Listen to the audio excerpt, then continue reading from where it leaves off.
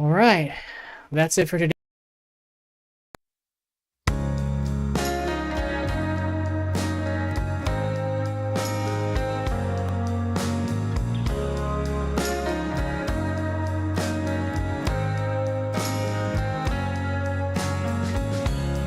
Sun is falling, speed in the black. Nobody driving, we're in the back. To the end of the world.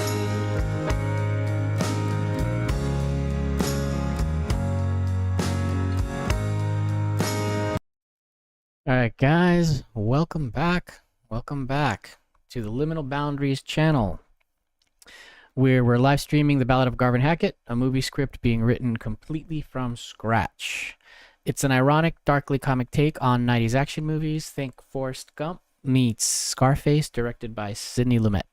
So the laws of physics actually apply. Instead of going the traditional development route, I'm writing this movie live and in public for you to visualize later as a cinematic graphic novel.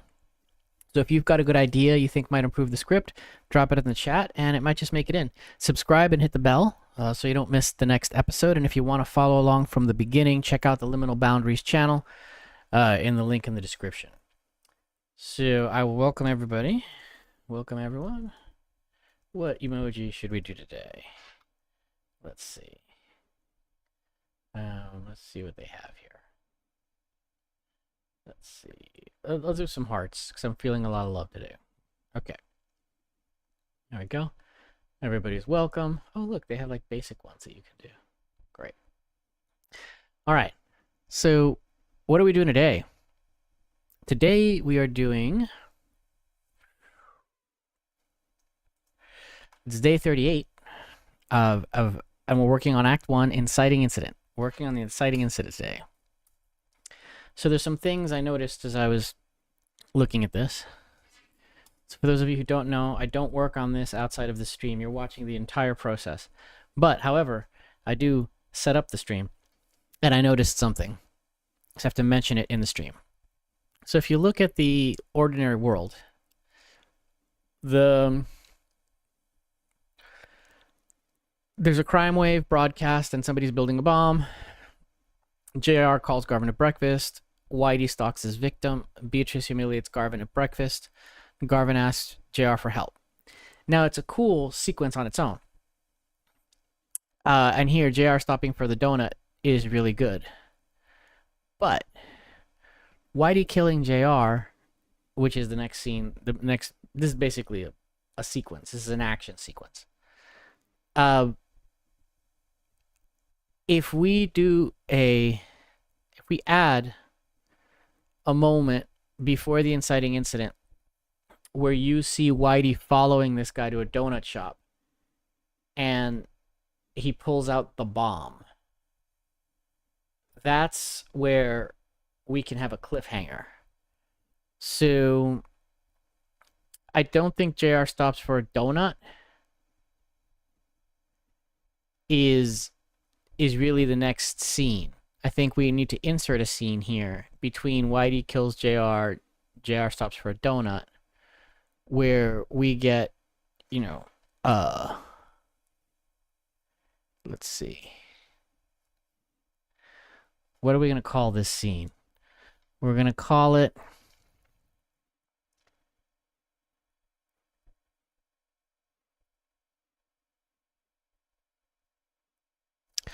something like cliffhanger. Cliffhanger for the bomb, or bomb cliffhanger. Let's try that. Bomb cliffhanger. And that way we have a little cliffhanger at the end of our sequence.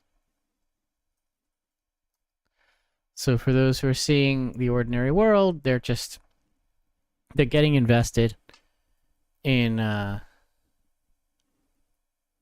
oh, I know exactly how we'll do. We're going to reuse. So in the bomb cliffhanger, we're just going to divide the Whitey kills JR scene into two sub scenes. That's what we'll do. and it's just going to be editing. But that means that JR stops for a donut would also be, and I kind of wanted that to be an inciting incident because it's the beginning, right, where he stops for a donut.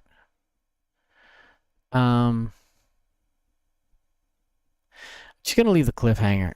I'm not gonna cut it in half because, let's see, Whitey kills JR. That scene is the guy moves in, parks, Whitey parks down, far away so he won't be detected.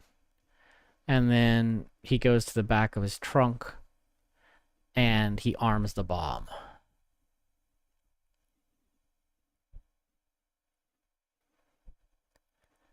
And that's it. That's the scene. So I think we can do that as just the beginning. And we don't show him closing the trunk, because the way that I imagined it is when he closes the trunk, he starts and there's one car, and when he closes the trunk, there's two cars.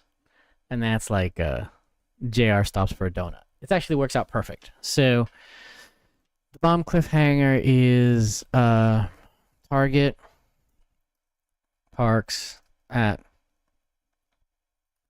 donut shop. Whitey parks across the way. He gets out and opens the trunk. In the trunk, we see the bomb equipment. And he arms the bomb.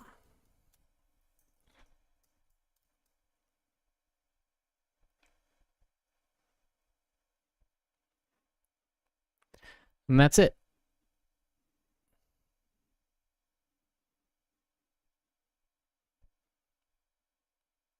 That's the scene. So then we get the inciting. Oh, let me start my timer here. Then we get the inciting incident here. JR stops for the donut, which is exactly what we do in the next scene. Now, the one thing that is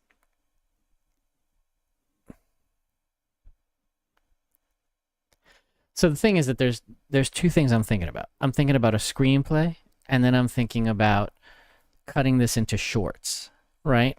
And if you imagine it as a serial, then you would want JR to stop for the donut, right? And he ends up parking right next to the wrong car. But then when you start the next one, you would have the recap of him stopping for a donut. And so you'd have to repeat that scene, basically. So I think I'm good. I think I'm good with the way it is. I'm going to write it as all the way through, and then I'll worry about editing it as a serial later. Because this can be, this writing method, you can break every sequence down into like a 20-page comic book, basically. So all of these scenes, if done well, 1, 2, 3, 4, 5, 6 scenes would be about 3 pages in a 20-page comic, right? So it's 1, 2, 3, 4, 5, 6. Yeah, about 3 pages each. So, all right, back to it. So Target parks at donut shop. Whitey parks across the way. He gets out and opens the trunk. In the trunk, we see the bomb equipment, and he arms the bomb. Okay. And this Target guy is actually the booby boy guy, but I forgot his name. So Target booby boy guy. Booby boy chief. So that's basically what it is. Okay. So let's see. Let's see what we got. The man Whitey was following pulls up to the donut shop. Whitey gets out of the car and opens the trunk, where he arms the bomb, where he lowers the trunk. Yep. So We'll just copy this.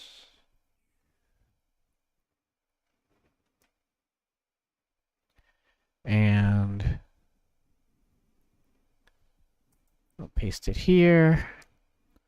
I'm just looking at everything that's potentially duplicate that we will use. So Whitey checking the Polaroid, you can't tell the difference. That's fine. And then the man walks out. Okay.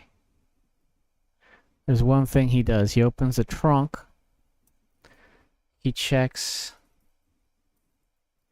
a photo of the car. Well, he throws the photo of the car, right?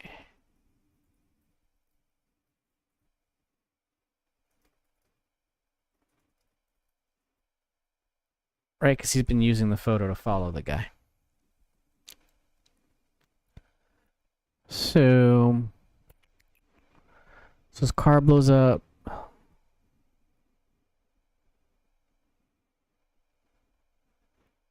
Okay, he basically guessed.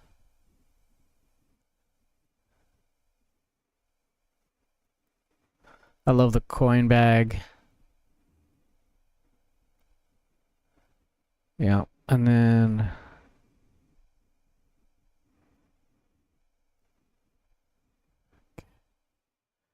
we get the police scene. Roger interviews. Whitey gets pulled over.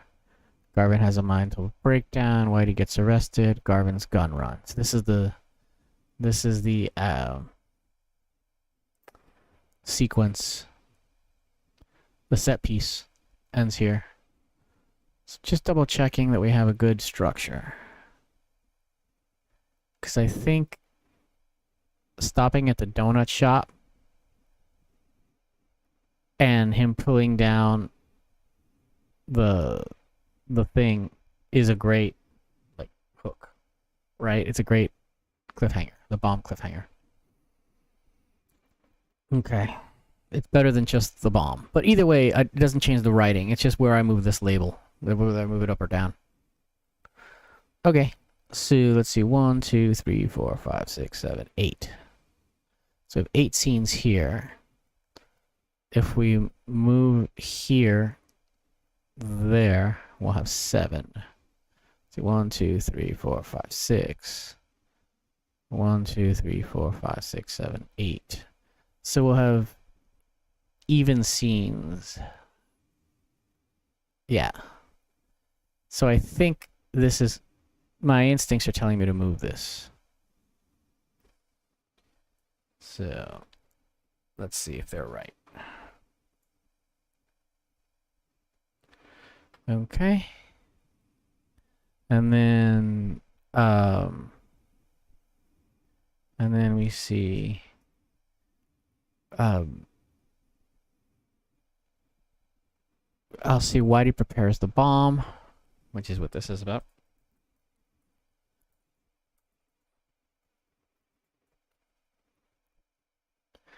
JR stops for a donut.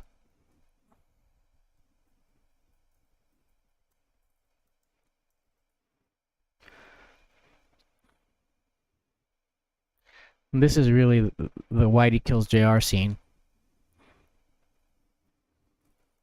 Whitey gets confused. That's the beat. So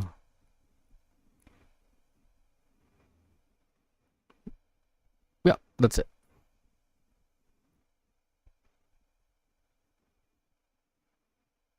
So let's fix prepares. Okay, let's start outlining. I think we've thought about it enough, right? So who are the characters? Here's the story. So go setup. Escalation 1. Escalation 2. Escalation 3. Twist. Resolution. And who do we have here? We have Whitey 1. We have Whitey 2. We have Whitey 3. We have Whitey 4. And then we have this guy, this character, who we should really flesh out just a little bit.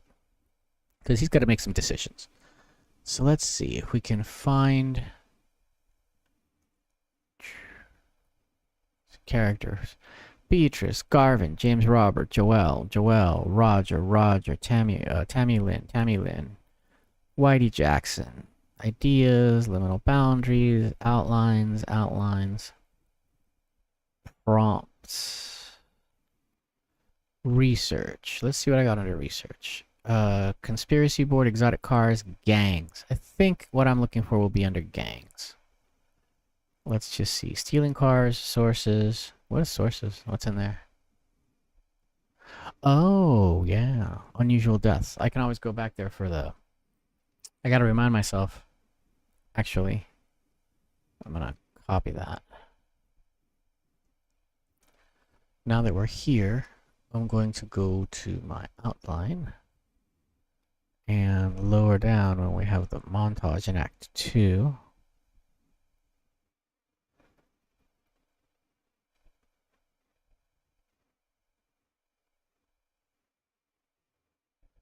The murder montage.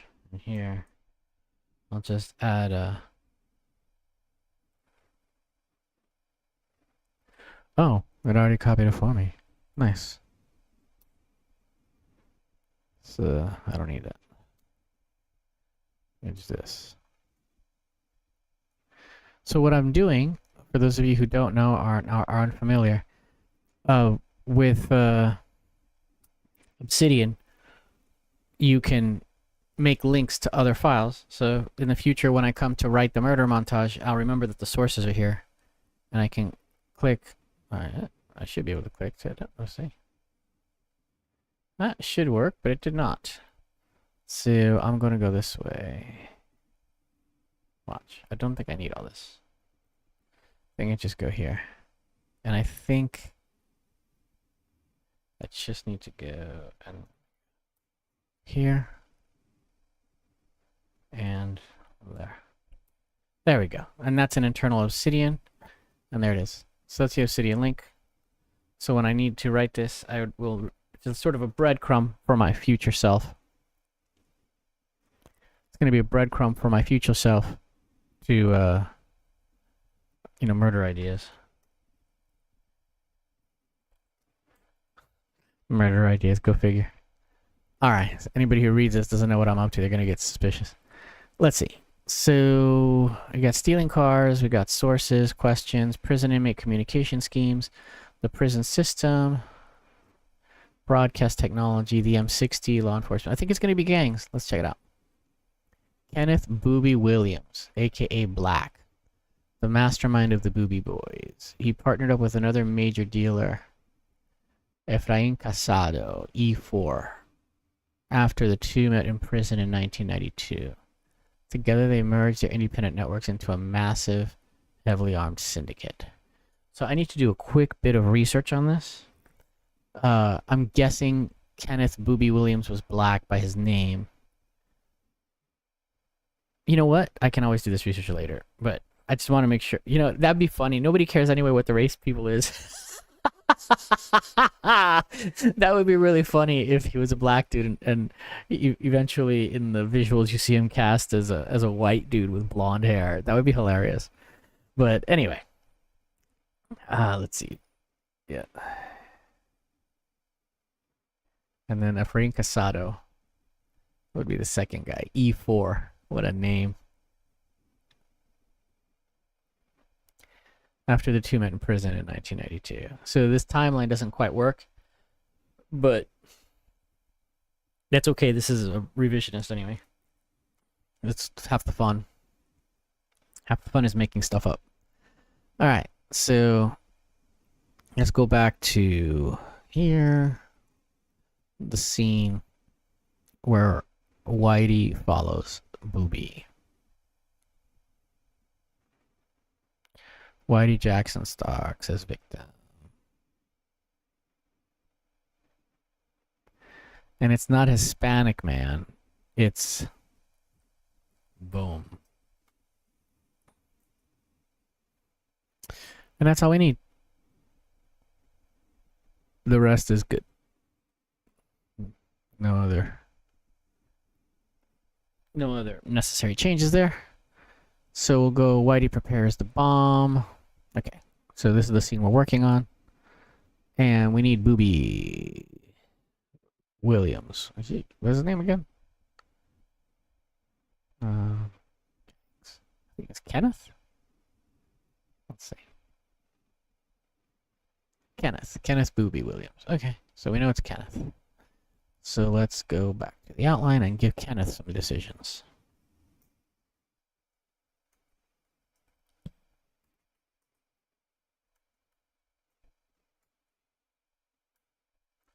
All right.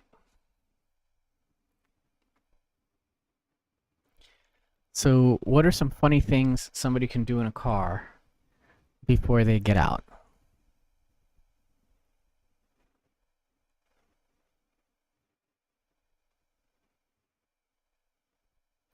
Because that could be funny. Let's see. I'm going to ask Gemini for this. Gemini might have some ideas. Hey, Gemini, so I have this scene where this guy's about to get blown up with a car bomb. So the guy who's planting the car bomb is waiting for him to get out of the car so he could plant the bomb under the car. And the guy is taking his time getting out of the car. And so I want to do something kind of funny. What are things like very, I want to say, arbitrary and almost like ridiculous, like little things that people do before they get out of the car, where they're to delay getting out of a car.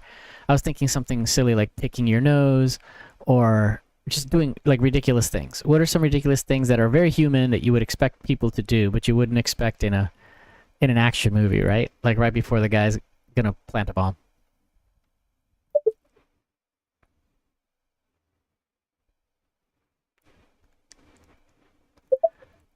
Right before a guy's gonna plant a bomb. All right, let's see what Gemini comes up with. And while Gemini's thinking, we can see what we can do here. So setup, and this is just straight up physical. So the setup is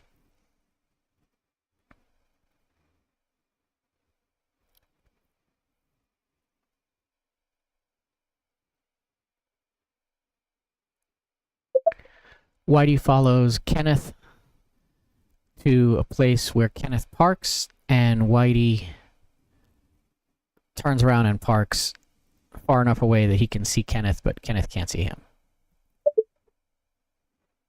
Okay.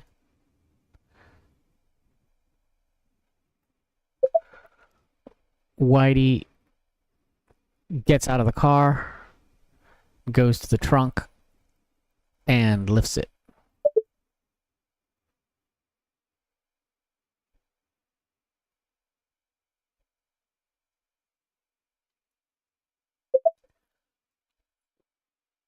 Reveal the bomb partially built.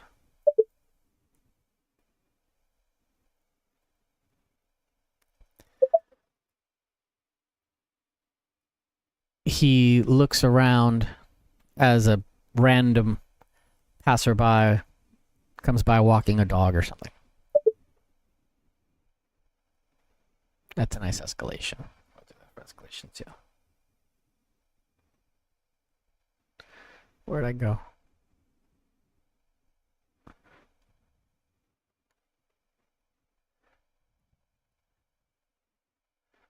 Okay.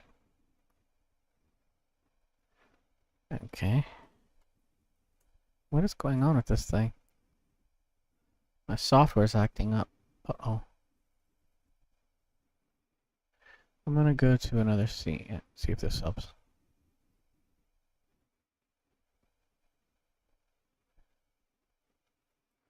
Huh. Let me see if this works. So my keyboard works.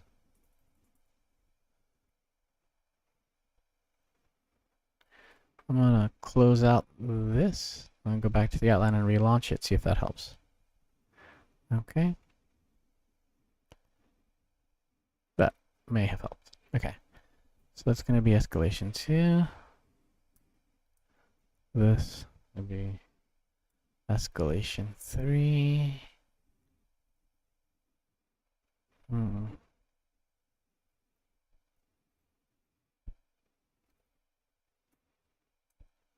Escalation 3, here reveals the bomb partially built. That's good. 2. And then the twist, of course, in this scene is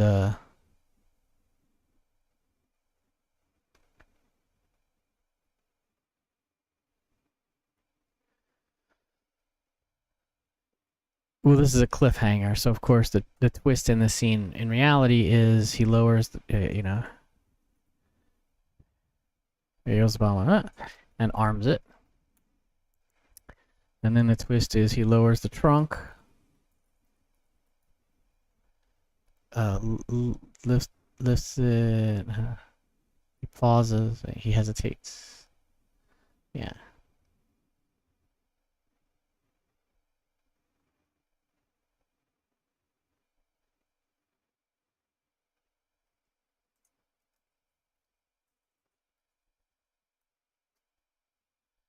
Okay, he relifts it. Reveal the bomb partially out. Okay. He throws the picture in.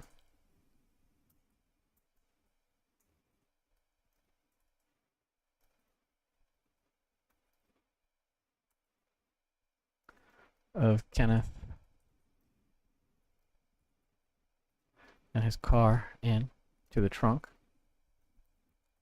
Reveal the bomb, right? And then he lowers the trunk and sees 2 identical cars.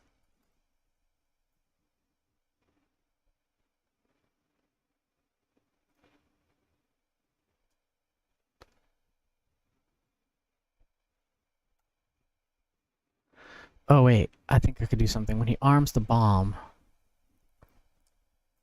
by turning a coin, turning a quarter. So he has that mechanism, right? By using a quarter to turn a screw.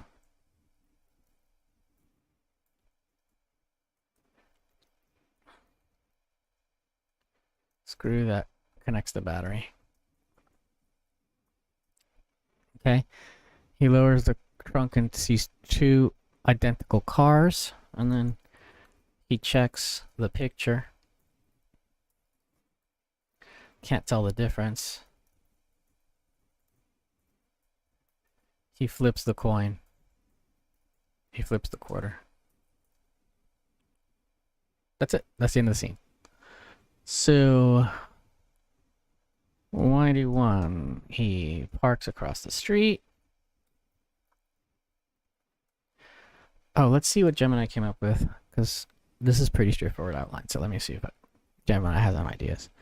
This is a fantastic comedic setup, the juxtaposition of high-stakes action, a ticking clock, a deadly assassin with hyper-mundane, relatable human behavior is a staple of great dark comedies and action movies.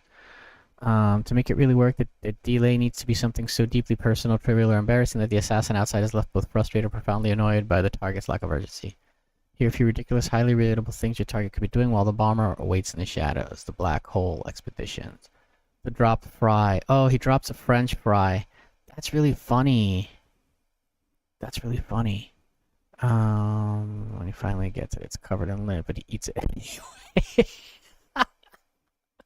That's really funny. The wallet panic, the classic pat down. He taps his wallet.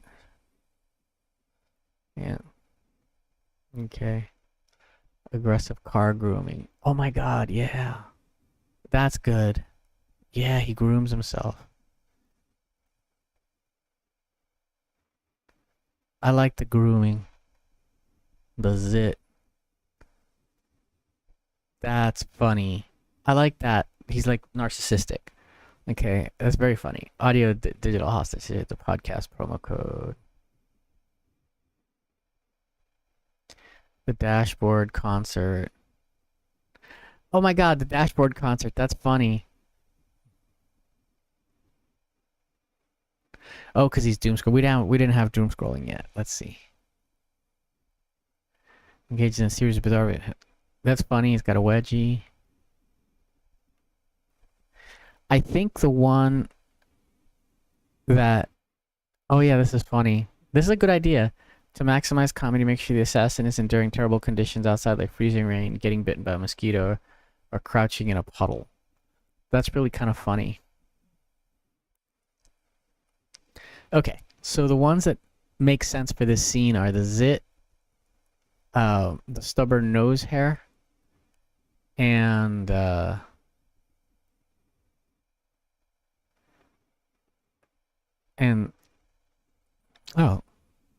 I thought there was one he was.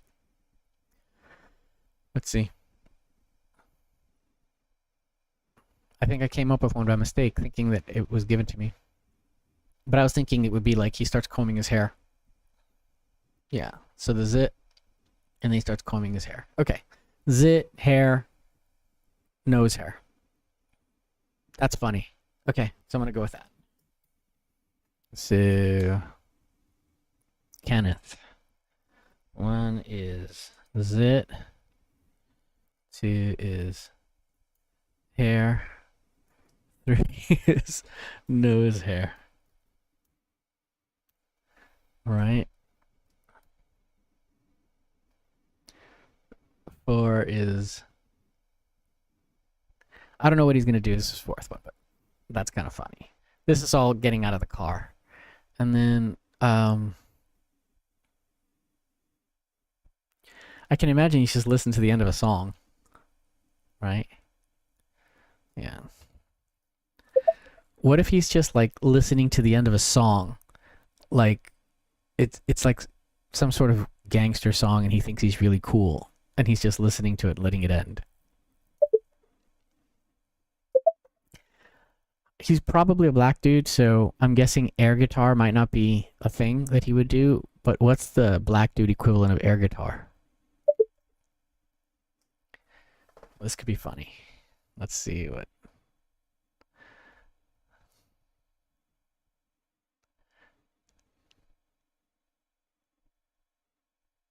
It's analyzing cultural parallels. While it's doing that, let's go back to writing.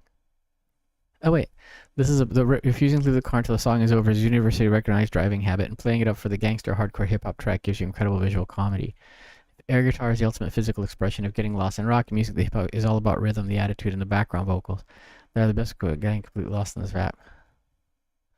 Stank face. When a hip hop beat is undeniably heavy or nasty, the universe figures out as a stank face. He contorts his face. It just smelled expired milk. Squinting, curling his lip, and slowly nodding his head. He's not rapping the lyrics. He's intensely analyzing the beat. He turns the top. Yeah. The bomber is outside holding a literal explosive, watching a grown man make a disgusting face while delicately playing his steering wheel like a piano.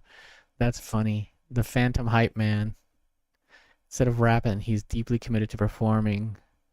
Oh my god. He's.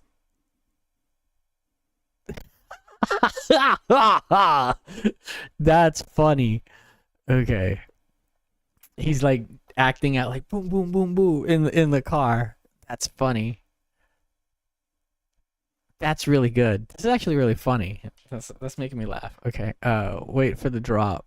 It plays perfectly. It's actually reaches for the ignition to turn the car off. The bar makes ready to move, but wait, the beat is about to switch. The guy freezes. He pulls his handbag. The beat drops. That's pretty good too. He's waiting for the beat drop, you know? Action, he's doing a hand chop, aggressively chopping the air on every downbeat to emphasize the lyrics. And putting it, he might even slowly roll down the window, look thoughtfully into the night, unwittingly making direct. Yeah, okay. R&B switch up. If you.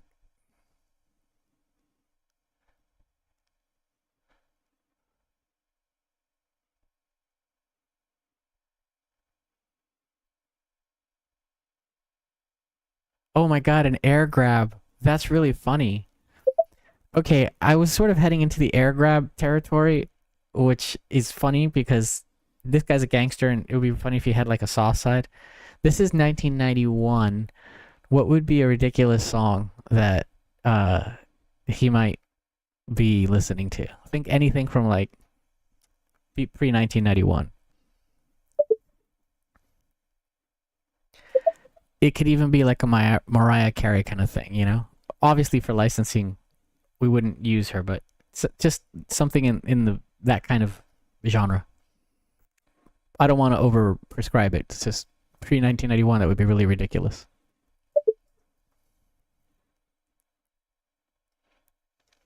Let's see what it says. And while it's thinking, let me write the. Just copy down what it says. Here's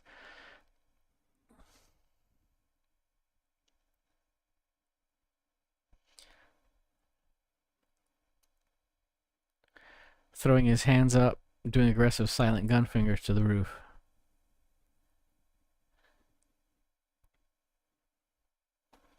That's really funny. Okay.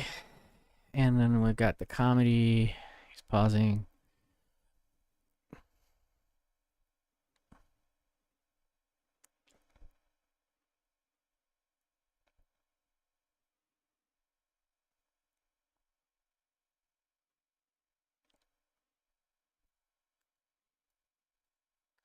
Okay, so that's great. So we got the donut shop scene. Let's see what we got back here. See if anything new came in from Gemini. This is the exact area you want for the joke. By 1991, it completely dominated by massive emotional power ballads and ultra sensual R&B slow jams. Having a hardened criminal absolutely lose himself in one of these is completely gold. Here are some ridiculous the R&B chest clutchers.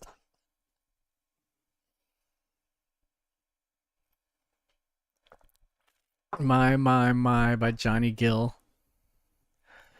Oh my god.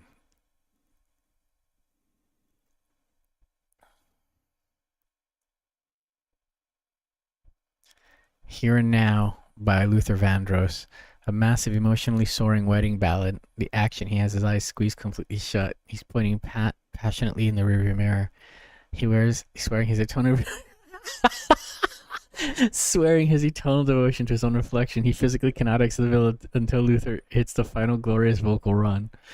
That's pretty good. Vision of Love. This was Mariah's debut single, and it's very insanely high whistle notes. Oh my god, what if he's trying to sing the notes?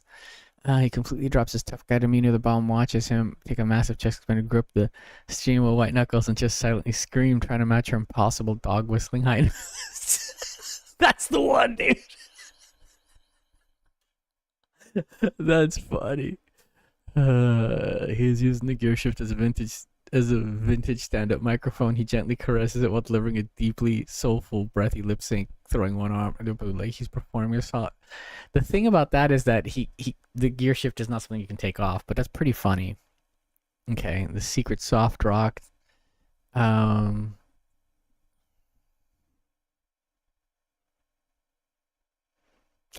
He punches the dashboard in pure emotional devastation. Careless whisper. Oh my god. He's aggressively passed by a completely invisible saxophone. Yeah. Oh man, that's really funny. There's a few good ones here. I'm gonna throw them in. Let's see. So you got the saxophone and the punching the dashboard in emotional devastation.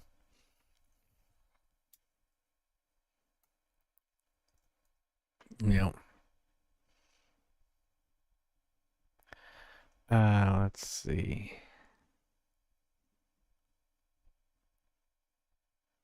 We already got this one. Let's see. So we got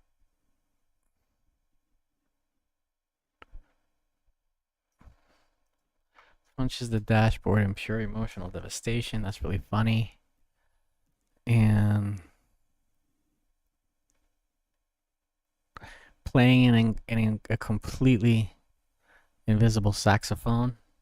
That's funny. You can use that. Okay. What else does he have that's funny? Okay.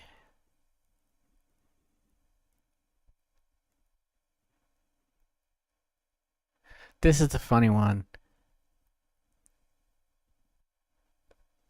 He just tries to sing the high note. I've done that. I've tried to sing the high note, and when you don't have good singing technique, you're right. Your veins do bulge. It's really, really embarrassing, but it's very funny. So I'm gonna go with that. That's the funniest one. Is the high note.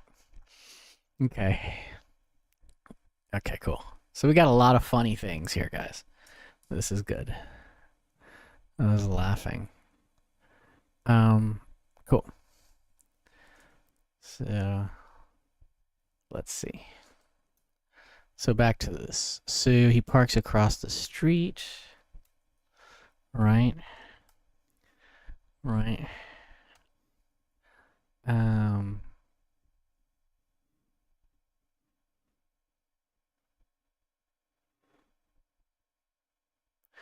I was just thinking.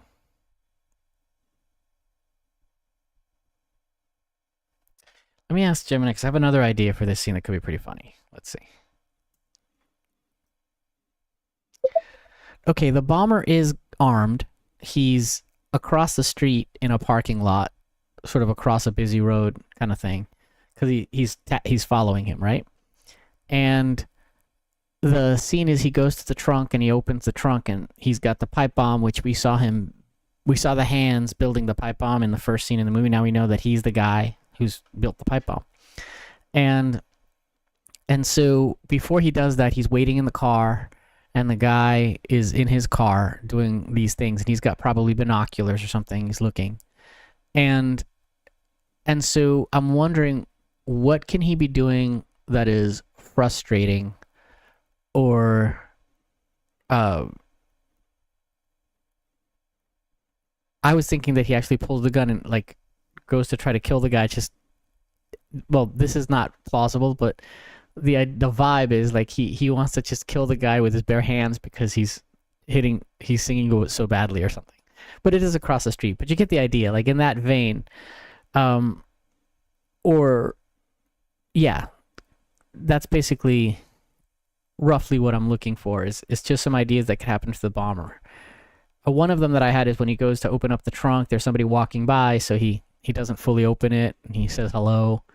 You know, somebody walking their dog or something like that. But yeah, so you got any ideas?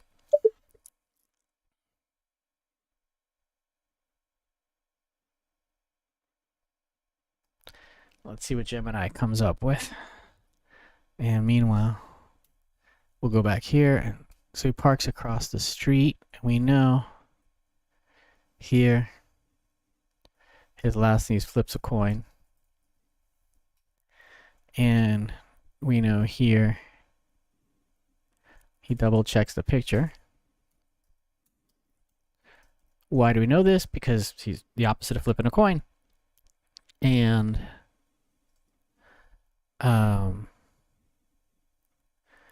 this should be something.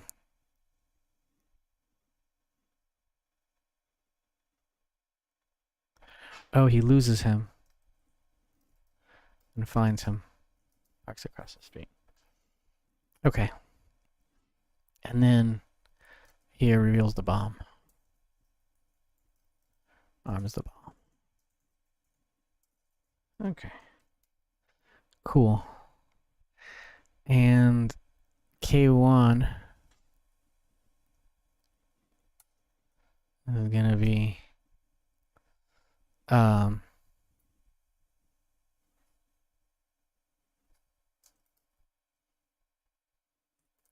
okay. So K1 is gonna be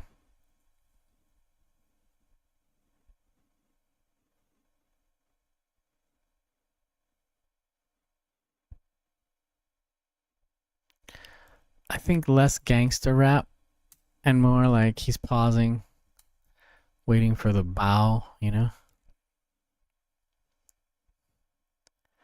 And then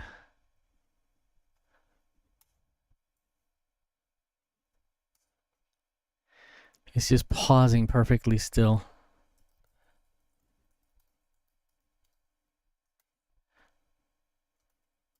Has he been detected?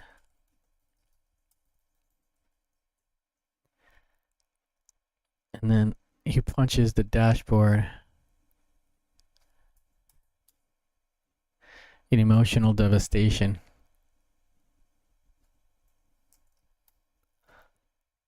And then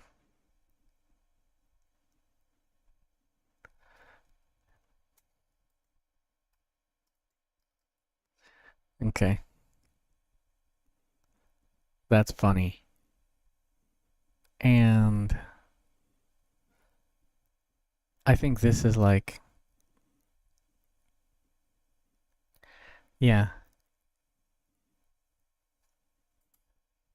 So he's zit, hair, nose hair, and then he pauses. And then, yeah. And we see that he's just singing. Okay. That's pretty good. Yeah, let's see what Gemini came up with. Anything good? The dog walker idea is absolutely brilliant. It perfectly grounds the intense murderous stakes of the hitman like in an unreality of existing in a public space. The guy's having a karaoke session. Oh, that's what it is. It's a karaoke session. That's good. I didn't have that word in my head. Karaoke session. And then go back to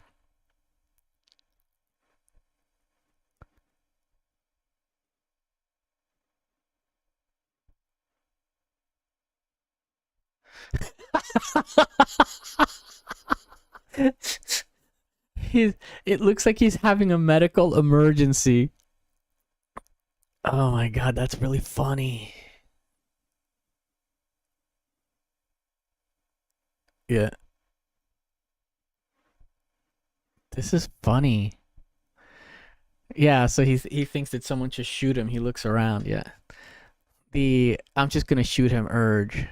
You mentioned him walking and kill the guy with his bare hands. You can play with him, bending his meticulous foot just out of sheer impatience. The gag. The bomber watches the guy restart his song. It breaks him. He sighs. He drops it and pulls out his pistol. He rests his arms on the steering wheel, squinting, and aims the gun at the target through his own windshield across the 4 lanes of busy traffic. An absolutely impossible, reckless shot.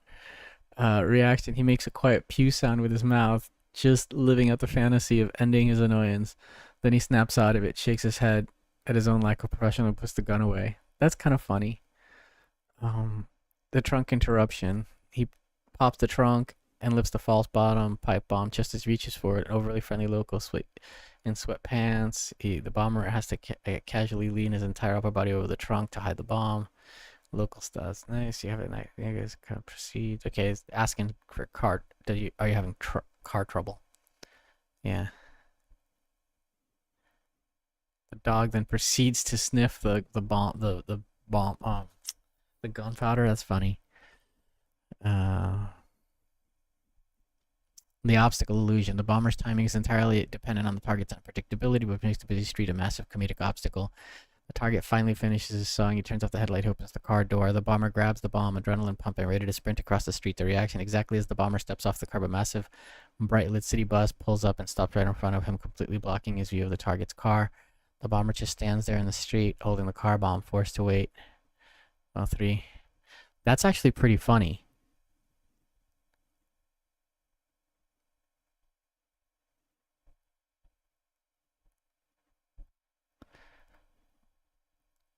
That he's trying to put the car bomb. That's for the next scene though.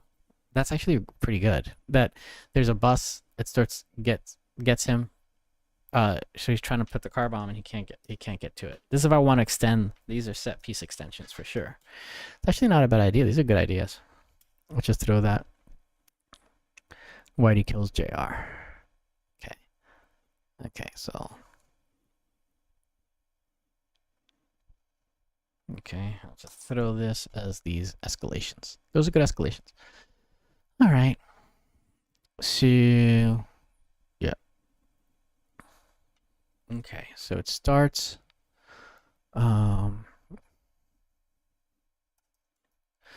So Whitey loses Kenneth. Around a corner. Finds him.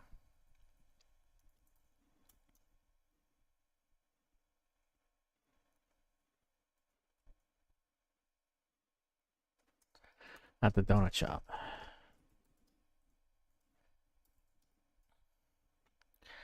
Parks across the street and waits.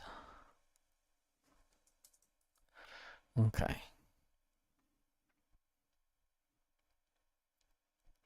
So his first, this is just what happens. So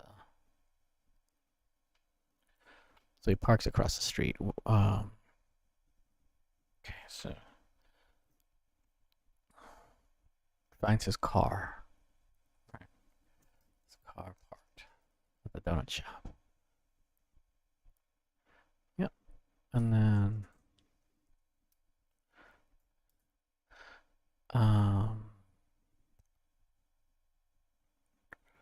Whitey parks.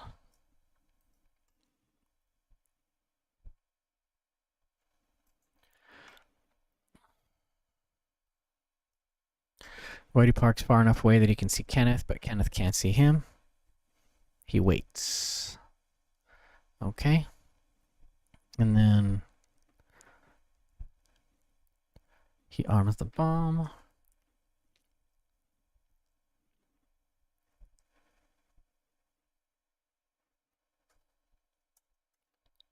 Okay. Got that.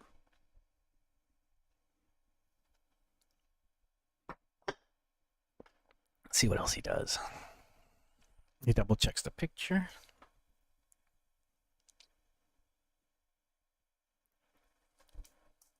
Right.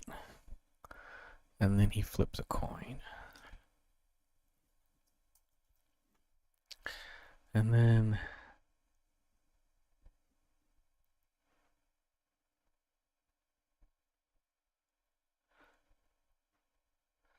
this is funny. So, and then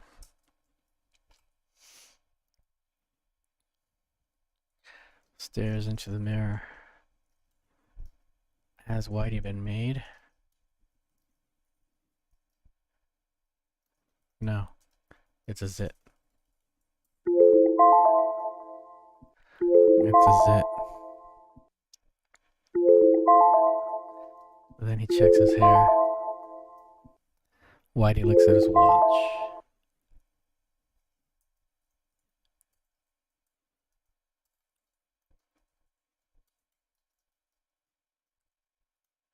His watch. What do you say? What trims? What's the word when you're yanking the hair? Plucks. He plucks his nose hair.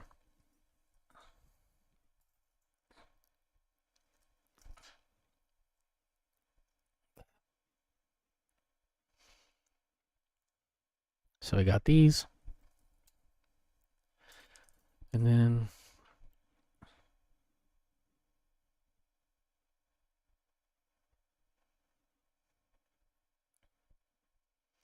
I'm gonna, this is good. I'm gonna combine them.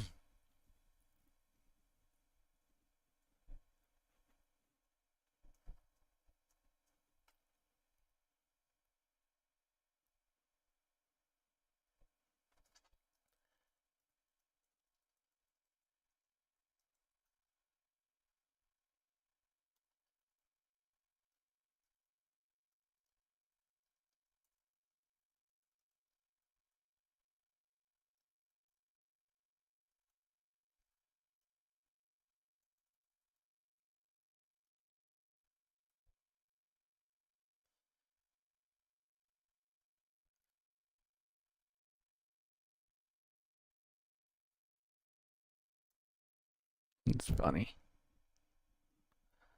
Okay.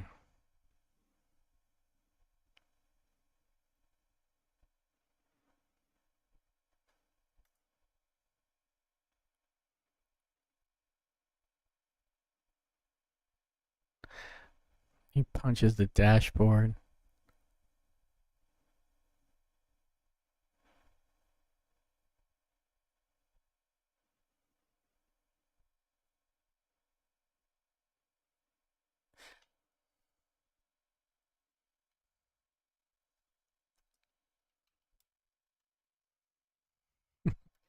Karaoke.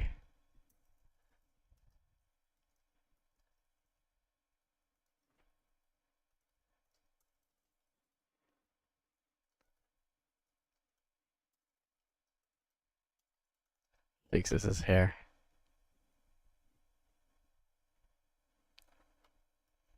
That's funny.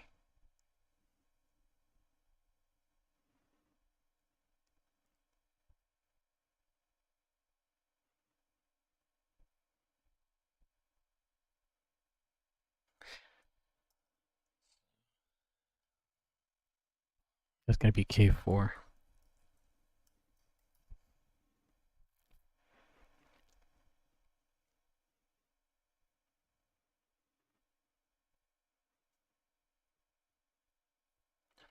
So I'm gonna move that. I think plucking the nose hair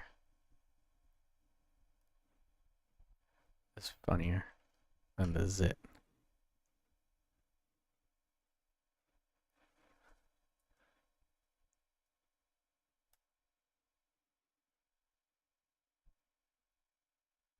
And then this is, it checks his hair.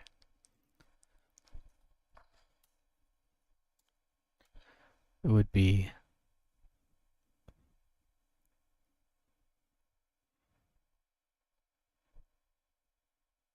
that would be funny if it was this last decision he checks his hair.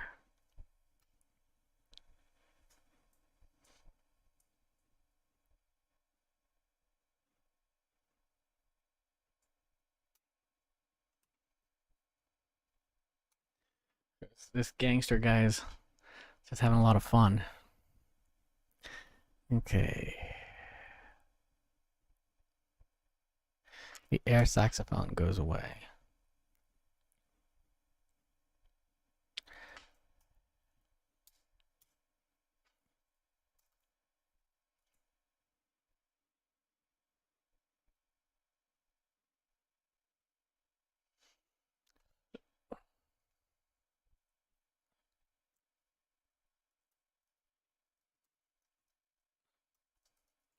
In-car karaoke section. Karaoke session. Okay. So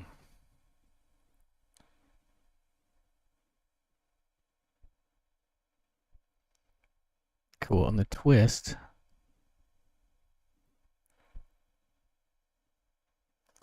is the JR stops for a donut scene.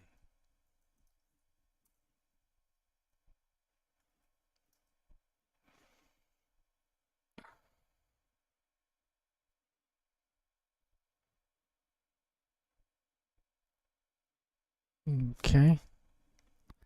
And we'll do that next.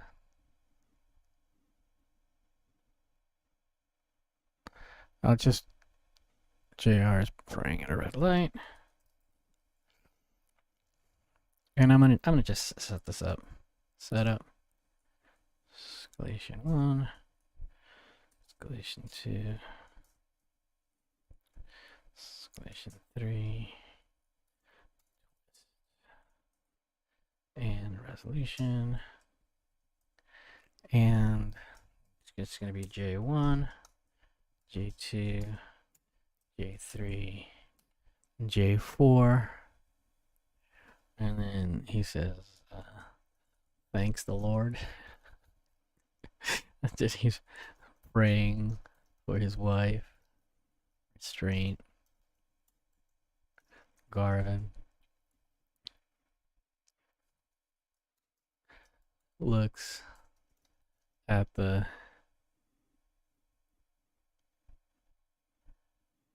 toll bag. Looks at the donut shop. Oh no, he sees the donut shop.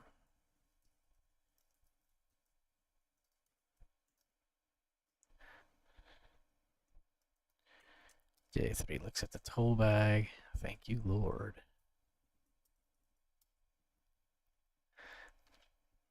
Okay, and so set up. Waiting for a light, asking the Lord for guidance.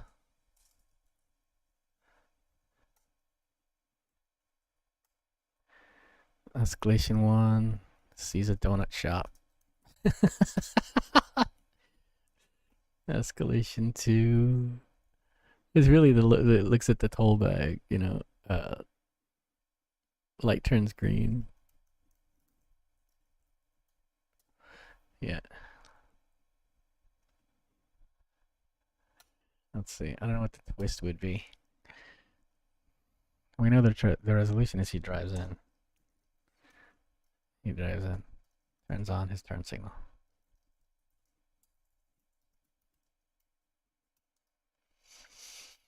Okay, so let's move this up.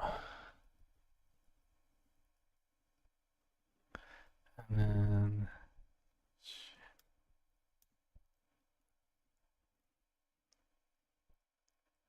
sees the donut shop.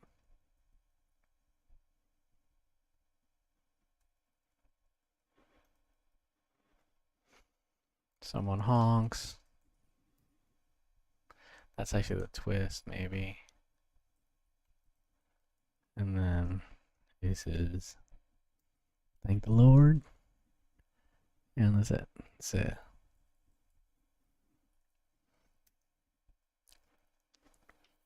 Okay.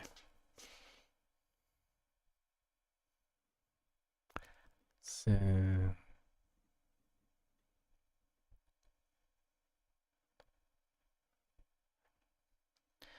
thank you, Lord.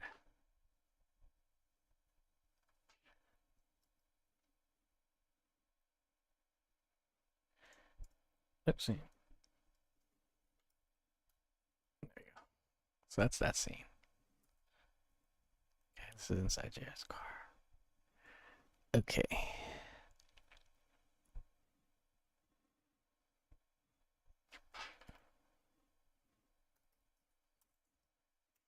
See next scene. And I'm going to throw these into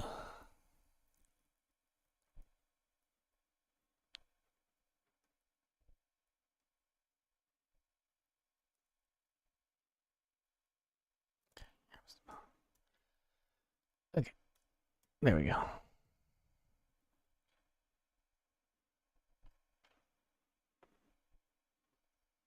Let's see. Let's see if Gemini has any new stuff. Yeah, let's keep it smooth. All right, let's just throw these into Claude and see what Claude thinks.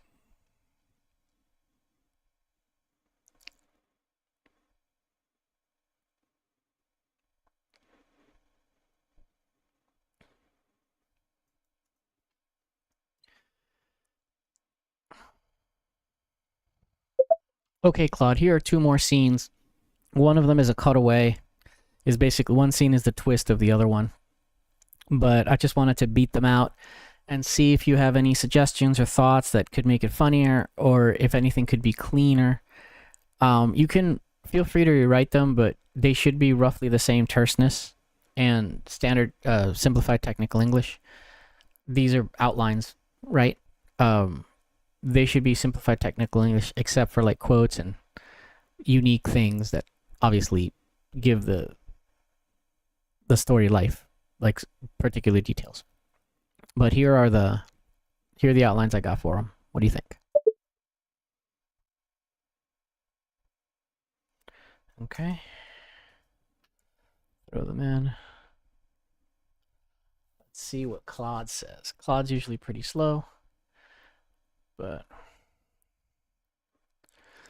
it's sort of the cliffhanger. Let's see what the AI comes up with. I'm actually very impressed with Gemini, and some of the ideas it gave me were quite funny. But you got to be careful with Gemini, because the ideas that it gave me were quite funny in a literary sense, like emotional devastation, but they might not play as well when an actual actor does it, or in a comic book. One of the great things about a comic book format is that you don't have a lot that is done with like expression or literature. So it has to be more physical, and that lends itself to better storytelling, because a good actor can always add the emotional complexity on top of a good story. Let's see. These are good. I'm getting the dark comedy. Kenneth thinks he's being watched, but he's just doing karaoke. Whitey arms the bomb successfully, then JR shows up at the same donut shop. When Whitey realizes there are two identical cars and flips a coin to decide which one to blow up, the irony is exquisite. He's about to kill someone and can't even pick the right target. A few clarity issues. Plucks his nose hair, feels disconnected from the karaoke seat. Beat it should come after K1. Fear pause to show what he was actually doing instead of being under surveillance.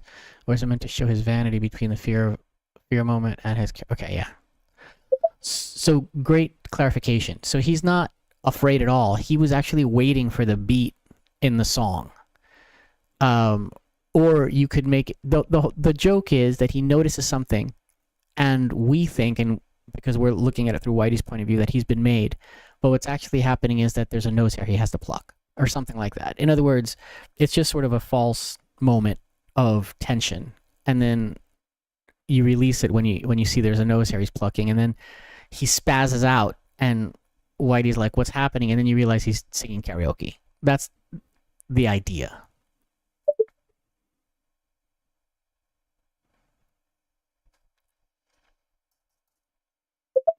As for the toll bag, it was basically the purple velvet bags that they used to use to do tolls when they're getting ready to do when they're doing road trips. He's planning a trip to Leesburg with the Methodist Church, and so he's been collecting the change in this toll bag, and it's a bottle of alcohol, but I forget which one it is that has the purple sack that it comes in, and they used to use that as a place to put change to pay tolls on the highways.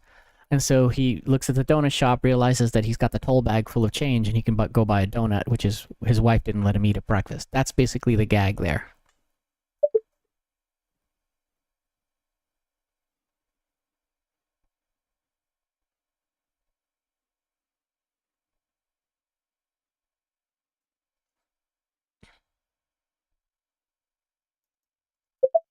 And I was thinking of doing the temptation, but the reality is he just had a thing with his son, right? In the scene before, he tried to help out his son, and there was basically a family argument, and so he's actually, this scene comes directly after that. So to make it about the donut would disconnect it from the prior scene.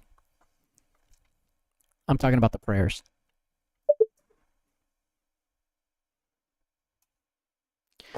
I think Claude might rewrite my scene, make it a little clearer for me. This is what AI is great at, man. Polish. When you have a sentence that you just can't get quite right, and it gives you a million ideas how to do it. You just got to keep your eyes on it because it introduces things that you didn't intend either. Oh, that's much clearer. So the structure is Kenneth, false tension. Whitey thinks he's been made, reveals a mundane nose hair, actual chaos, karaoke meltdown. Whitey left confused by what just happened. Whitey arms bomb successfully, two identical cars, coin flip. Right. Just had family conflict with son, praying about it. Not abstract restraint. Sees the donut shop, tempted, honks. Thanking the Lord, irony, breaking his wife's rule. Arrives at the donut shop exactly at the moment. Yep. That's tighter. The false tension on Kenneth works better now. We think surveillance is just the nose hair for the STE, right? I need to clarify one thing. In the Kenneth scene, does Whitey actually think Kenneth spotted him, or is it more like Kenneth is acting weird and is my surveillance blown? I don't really see the difference between Kenneth is acting weird, is my surveillance blown, and has he spotted me. Maybe you can clarify that, but the idea is just that something, when he looks in the mirror, he's basically looking straight at him, even though the guy's across the street in another parking lot. So he's concerned, by the pause. He's like, oh, I've been spotted, and then it's just a nose hair. That's the moment.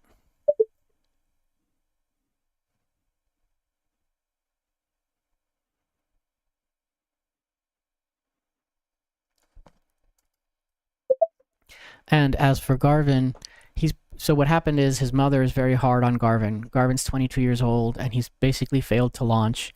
He's kind of a low IQ kid, and he hasn't found a purpose yet, right? And so there's a lot of tension in the house because the mother is very concerned, and she's very frustrated.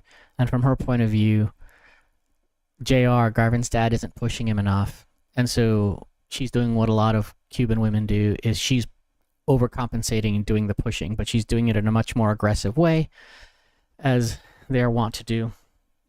And so that just makes Garvin shut down. And the scene, so it was this big breakfast argument, and the father dissembled, and he said, well, I got to go to work, sort of avoiding escalating the conflict. He wants to lower the tension, lower the pressure. Garvin follows him into the garage and basically accuses him of thinking he's a loser and taking his mother's side because he didn't defend him. And and his dad has a kind of a heart to heart with him and says, you know, in life you got to stand for something before you can stand up for yourself. But when you're ready to stand up for yourself, you know, I will back you up. And that comes back later in the film, much later, long after JR is dead.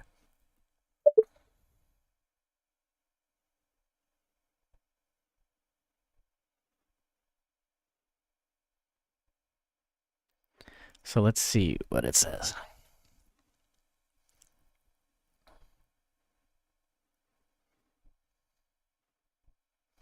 JR isn't struggling with abstract temptation. He's emotionally wrung out from a hard conversation with his son. The prayer is him processing the confrontation. Then he sees the donut shop and gives himself permission to break the rule as a kind of release. No.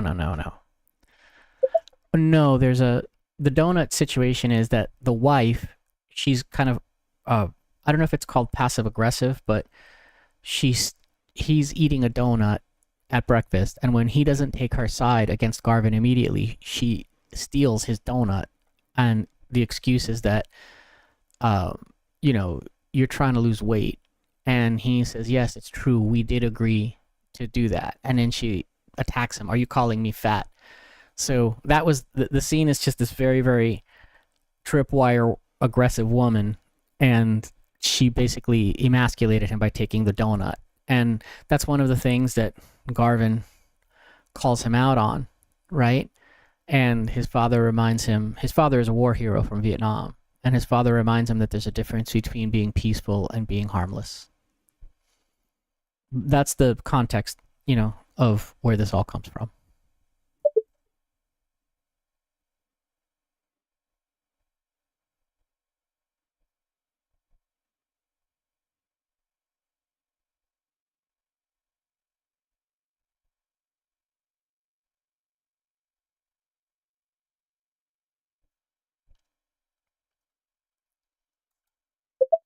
Yes, please just clean up what I wrote for clarity. Don't add or change things. Leave the labels like the W1, those are the decisions that each character makes, and leave the structure of the scene with the escalations and twist labels, because this is just for an outline. I'm going to eventually write the scenes later once I've outlined the entire film.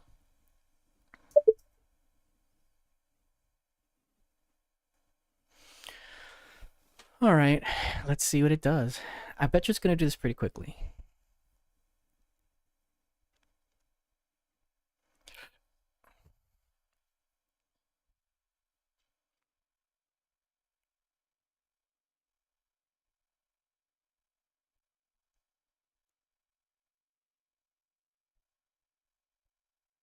Uh, uh, uh, we'll see if it does, if it holds. The thing that this AI might not do, it might get creative and try to write the scene. They usually do. So let's see if this has restraint. Let's see.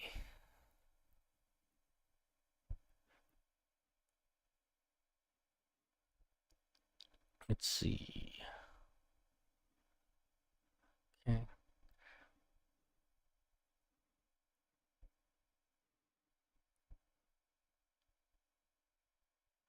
JR is praying for Garvin.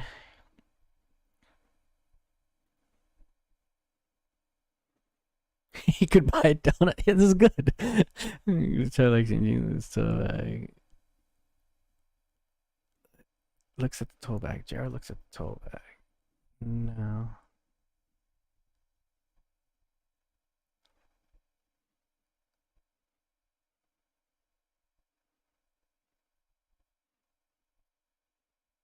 Okay, so yeah, it messed some things up, but I'm gonna use it anyway. It's pretty good. Let's see. So I can just put it in here. Let's see. So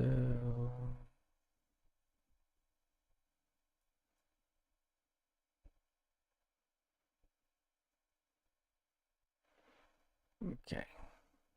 Just gonna put it down here. Okay. So it missed that Kenneth is at the donut shop. Why do you follow some parks across the street? He parks far away. I think he's Kenneth, but Kenneth can't see him. Yeah, I like that. So I'll use that.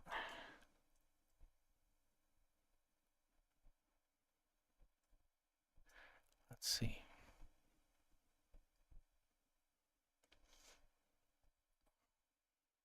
Oh, I already wrote that. Okay.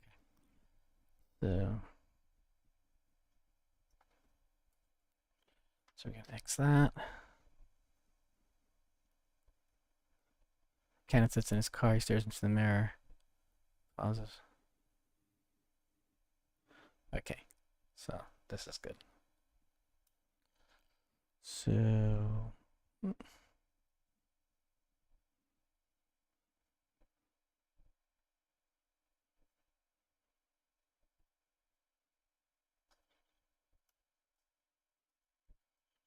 Oh, man. Okay. I don't like these. Bold.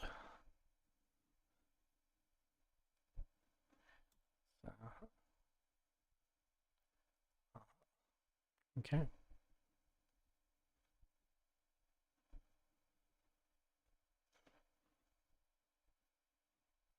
This is good.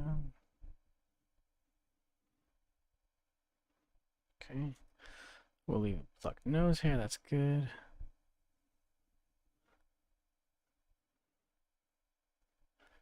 Yeah. Okay. Okay, let's see what he wrote. If Claude came up with anything.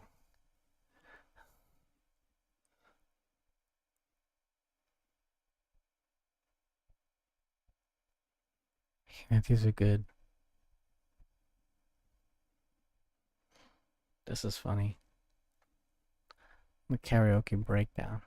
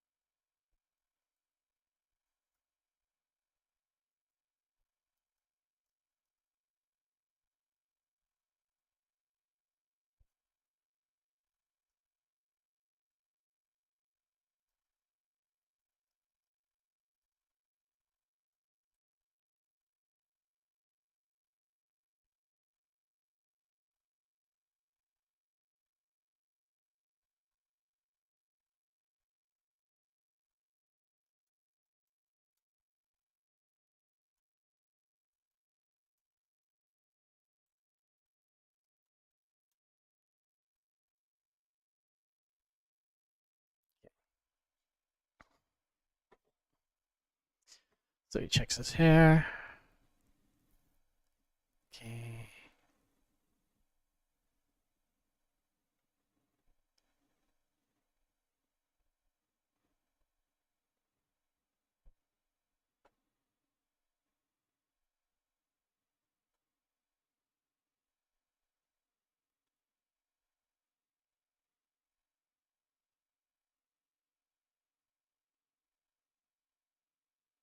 Yeah, that's all. It's all the same. It didn't change much. So I'm just gonna. It was actually pretty similar though, so that's good. I don't need the context.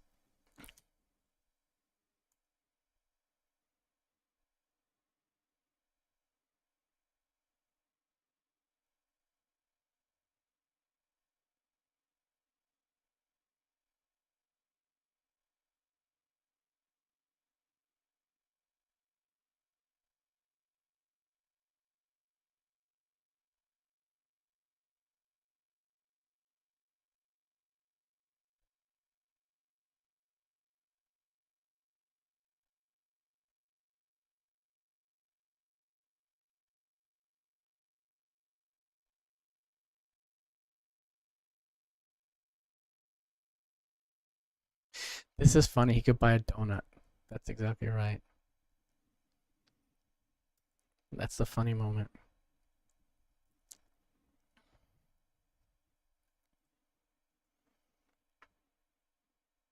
This doesn't make sense. Let's see what I did for this.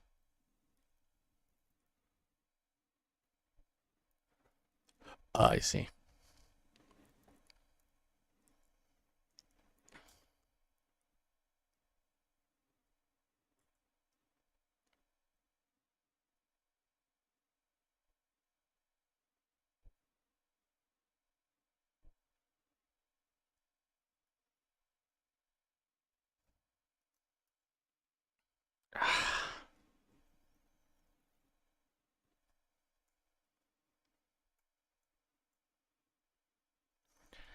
Come on, man.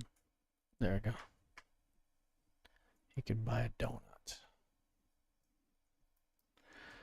Okay.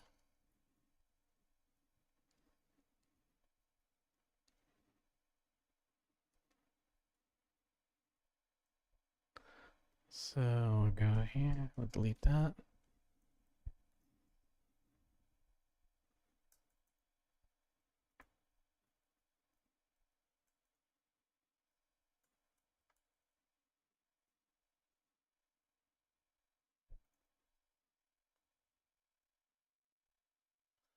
Drives into the donut shop.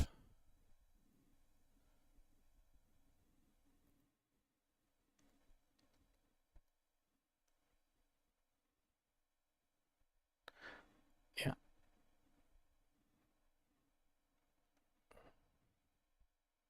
This is going here. So that goes away. Let's see, we're just gonna move this one down. Oh shoot, man.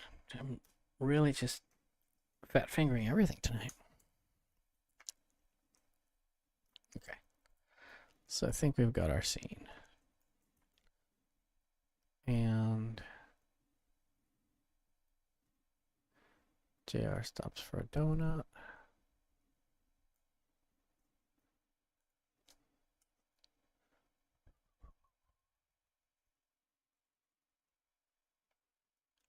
Okay. I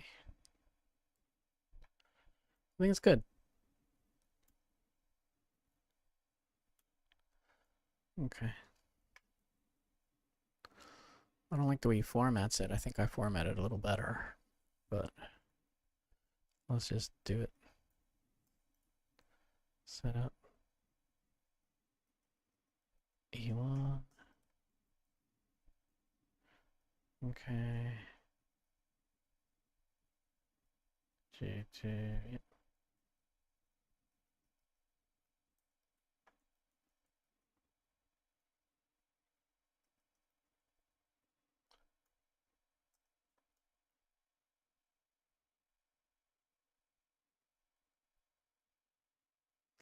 Oh, yeah. Okay, I got an idea.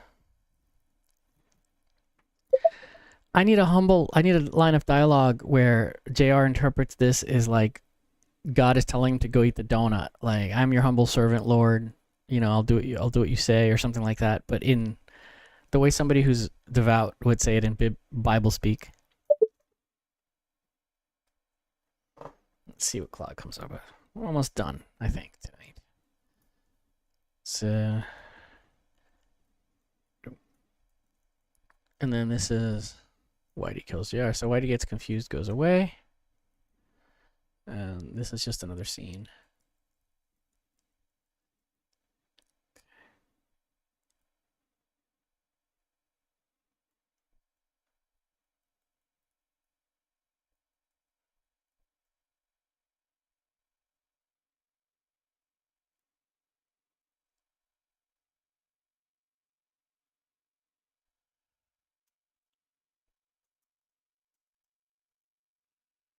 Okay. All right. This is pretty funny. So let's see what Claude came up with. That's funny.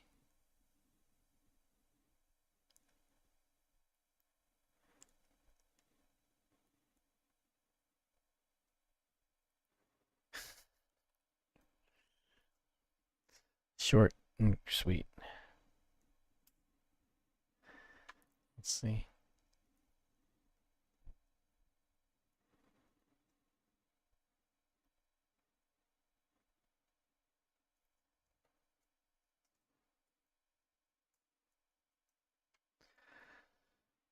Okay.